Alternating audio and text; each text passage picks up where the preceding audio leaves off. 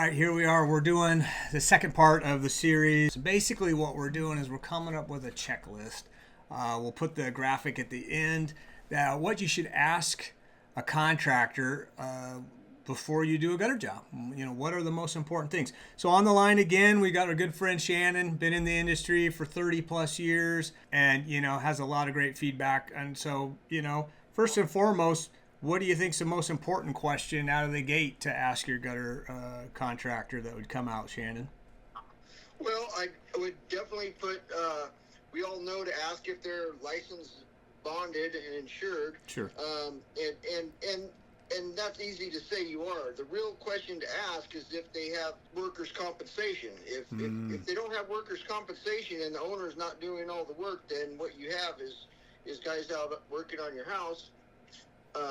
Potential lawsuit waiting to happen. It sounds like, right? Yeah, and you it's kind of a scare tactic, but you actually can be on the hook for somebody that gets hurt or even dies on your property. Shoot. and the contractor's not covered. So it is a big thing because all the contractors want to say, "Oh, I'm licensed, bonded, and insured," but that doesn't mean you have workers' comp. So. Oh yeah, no, very good call. I noticed that a lot of times.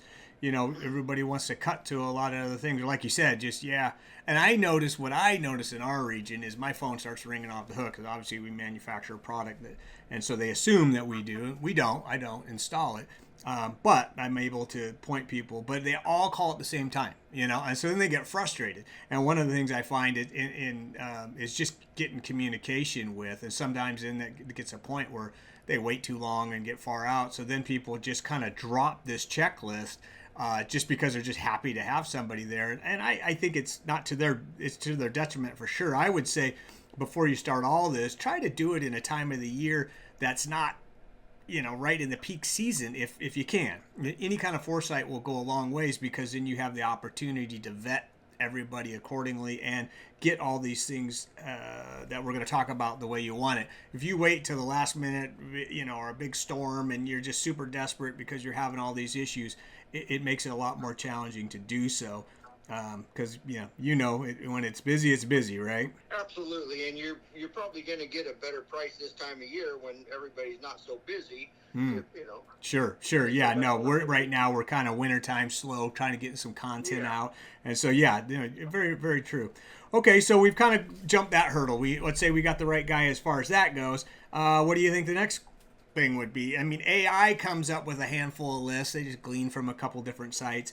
But I like the the old guys instead. So what do you think would be next? Yeah, that would just, obviously you've already decided what style you want. Yeah, we talked about that prior and kind of the look of it.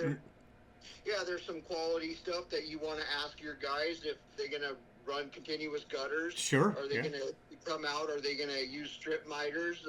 And the strip miters, just for people that don't know, they're preformed corners. So basically, you're just adding more seams into what would be a seamless gutter. So every seam is a potential leak point, right?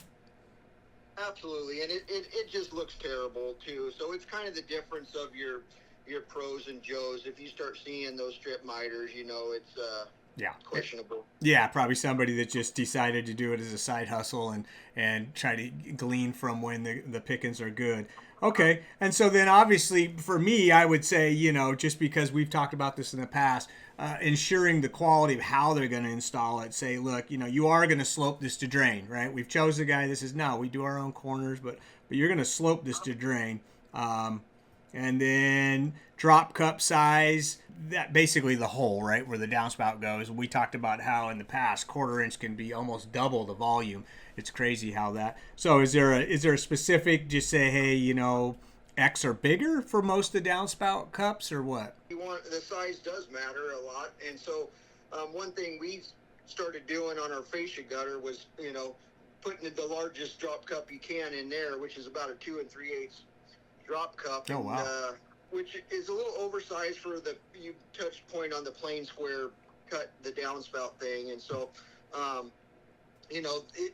it's what you see when they do that is they start making their own little drop cups, and what they end up being is about 1 inch by 1/2 inch. Sometimes you'll see these little tiny holes, and when they start doing that plain square, And it's kind of a problem. Some guys do it right and can open that hole up and do a good job, and then not cut those miters, straight back to the building. And so there's some guys that can do it right. It's just a lot of times you don't see it. So there's that, and so you get into what type of downspouts you're going to get, whether you're going to get corrugated elbows and pipe, or you're going to go to that plain square thing. Yeah, we've talked about that corrugated pipe, that preform. It just flows so much better. I mean, it has the right drop. It's not trying to do some weird, hide out of the way. I mean, I get the concept that people go, oh, I don't want to see the downspout, but the reality is it integrates well, and it's better to have a system that works properly. I mean, I'm always amazed. I mean, I'm going to side rabbit trail here, but it's outside plumbing. I mean, and why wouldn't you want it done correctly? So I'm always amazed at how people want to just, pretend it really doesn't need to exist and put the bare minimum up, and then are the first ones to cry foul if there's an issue. Yeah, and you touched on it a little bit, is just a little tiny bit can be a lot. And so it's weird in that market to where when they call out a 2x3 downspout, if you look at the 2x3 plain square, it's actually undersized. Oh. And then the corrugated is a little bit oversized. So, that little bit of a difference could be a half-inch difference of what they're still calling 2x3 when it's a totally different measurement. So yeah, kind of like lumber, I could imagine. And I've seen the corrugated before, like you were talking about, being able to flex it a little bit to go over something a little larger, so that it does adapt and it still looks clean. You don't see it. So now we've kind of said, okay, we're going to slope. We're going to get our large downspouts. We are doing the form corrugated. And these are just our opinions as it's what I have on my house. It's what you have on your house, right? So, and now hangers and hanger spacing. We really never talked about that much. And I know, we're in that mountainous and in a region where a lot of guys would chump out and try to do it every 4 feet, and here 2 feet is almost mandatory up in the hills.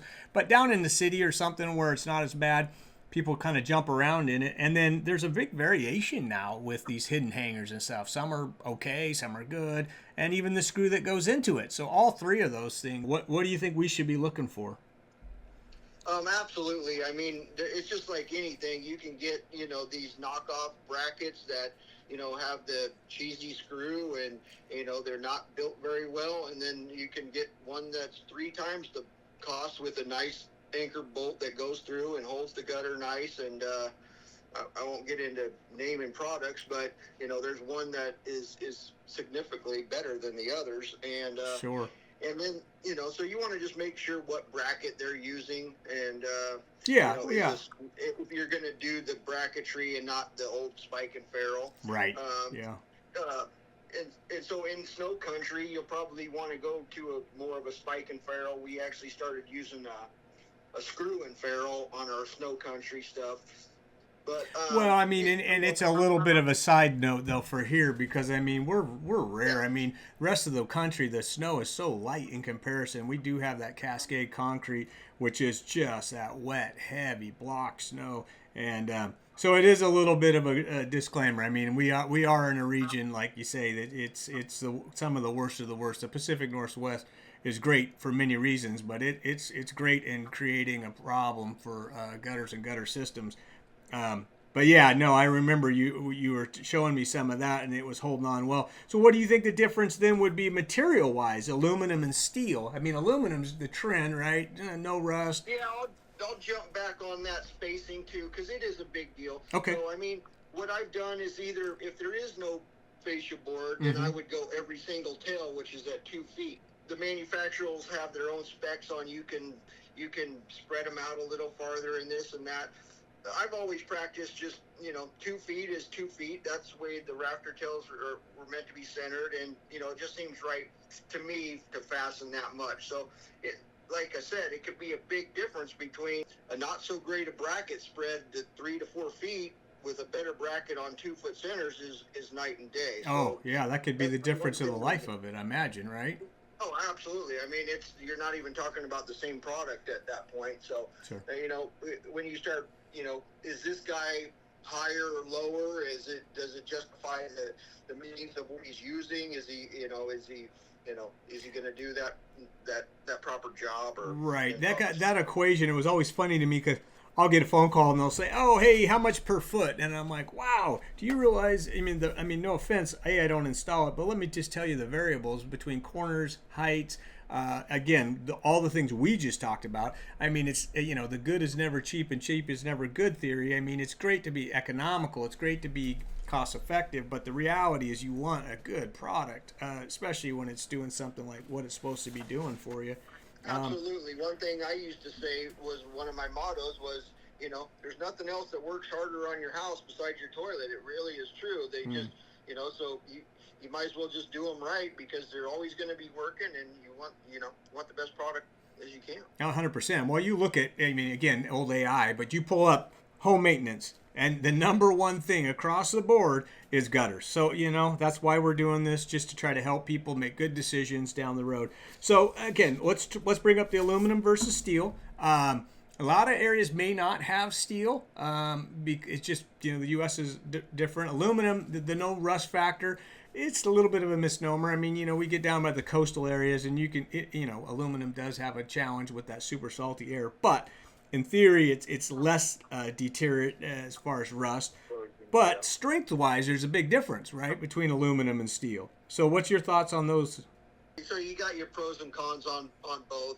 You're going to get your, a lot more strength out of your steel gutter, obviously. So we did mostly start going to an aluminum, and there's different grades of aluminum and different gauges steel, but they got different thicknesses on the aluminum. So you can get a thicker aluminum gutter that's going to be almost comparable as a steel product. What thickness do you think that would be for like a 6K gutter with the stronger aluminum? What's that thickness on that? That's going to be a 3.2. Okay, a 3.2. Okay. Yeah, well, that's good to know because, if a homeowner's going, I aluminum, and they use something like a 2.6 or something like that, that's definitely a lot less. So. Oh, absolutely. There's some real thin stuff. And one thing to keep in mind, too, is there's you're going to touch base on colors, but there is a cheap coil out there that is thin, and then they have a primer on one side and a finish on the other. This is a big thing that they'll do in new construction. Is what they'll do is they'll put that finish product on the outside and leave that primer on the inside. And what happens is that was actually meant to be on the outside for the primer of if they were going to paint the gutters. And so if you put that primer on the inside, you can have rust within a couple years. Oh shoot. Okay. Yeah, so that makes sense. Yeah, and that's on a steel. On a steel, yeah. Yeah. Okay. And so I think we've touched on it before. I think each region kind of marches a little drummer. I know certain areas. I'll go into Salt Lake versus Minneapolis, and so it's kind of each region has a little different take on what they're using for material as a whole. But honestly, to go over-engineer to a certain degree is not a bad thing. You've said it multiple times. It just makes a ton of sense. And this is something it's the value of your whole house. I mean, I had the run-in years ago up on the mountain before I got involved in this whole process, and just a little nagging thing, a leak that I would, not take care of all the time. And going to sell the house, I had dry rot had to replace siding, dry rot in the corner boards, the deck, blah, blah, blah. Well, and what a pain. All because of just cheap gutters, to be honest. Awesome, Shannon. I appreciate any insight. Anything lasting you might want to ask for the homeowner, or anything that we've missed, you think? No, I think that's kind of it. I think the biggest thing when you're going to do gutters is really just make sure you're comparing apples to apples, and you know what you're looking at. Yeah, 100%. 100%. And then the cover, I think we started to do it. I don't know that we did on the finish. And I've noticed, and this is me, and I might be wrong, and I'm just going to throw it out there, but I've noticed a lot of the glossier finishes seem to weather better, and I don't know why. I don't know if that's because the water runs off more, tiger striping, or just an illusion. I mean, I don't have that, and mine are great. I mean, up for 10 plus years, but I just noticed paint wise, it kind of seems that way. Is that just a misnomer, or is there anything specific a person? Because I think isn't most of the warranty on coil about the finish? Yeah, it's actually a paint warranty. So usually you're gonna have different types of baked on enamel finishes, and each manufacturer is gonna have their own, you know, type of warranty on you know, chalk resistance and fading and such like that, and peelings. You know, It's all pretty standardized at this point. Over the years, they're all pretty comparable. Yes, it's all running about. I'm pretty sure it's about 20 years on the finish there. Okay. Well, man, I really appreciate your time. I do want to do, the next one, which it touches a little bit more on what we do, and that's the gutter protection aspect. But not in this session right now. We just hope that this helped you give some informed decision and direction, kind of a check to list. We'll put that at the end of this whole thing. I appreciate Shannon as always, and we're going to come back to you and try to get you a little bit information on the gutter protection, because there's not really a lot of options. There's 80 products on the market, but there's really only about 3 designs, and so we're just going to walk through it really quick, and then again give you some more information to move forward. But for now, thanks for tuning in. Hopefully this is helpful. Have a great day.